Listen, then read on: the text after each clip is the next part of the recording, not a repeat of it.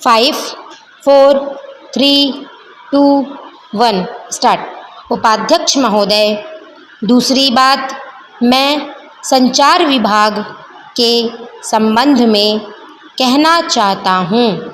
अभी मैं देहात गया हुआ था। आपको सुनकर आश्चर्य होगा कि देहात में डाकघर में कहीं पर लिफाफा नहीं है और कहीं पर पोस्ट कार्ड नहीं है। हमने कई मील की दूरी पर 3 डाकघरों में पता किया तो मालूम हुआ कि तीनों में कहीं लिफाफा नहीं है तो कहीं पोस्ट कार्ड नहीं है और आप मांग कर रहे हैं कि हमें इतना पैसा चाहिए, तो इतना पैसा आपको किस आधार पर दिया जाए।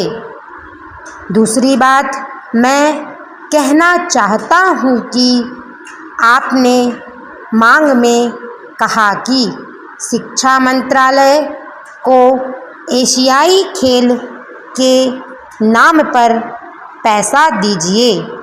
उन दिनों इसके संबंध में इसी सदन में माननीय सदस्य ने बतलाया था, फिर भी आप इस संबंध में पैसा मांगते हैं।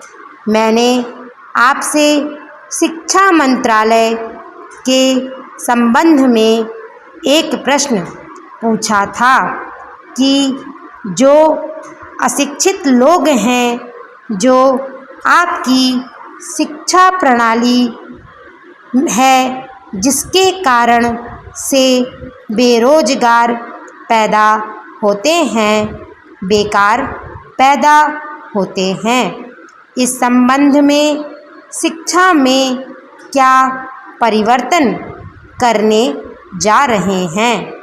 मैं कहना चाहता हूँ कि जो नौजवान हैं वह जैसे ही शिक्षा समाप्त करके निकलें उसे रोजगार मिलना चाहिए। क्या आप ऐसी व्यवस्था करने जा रहे हैं।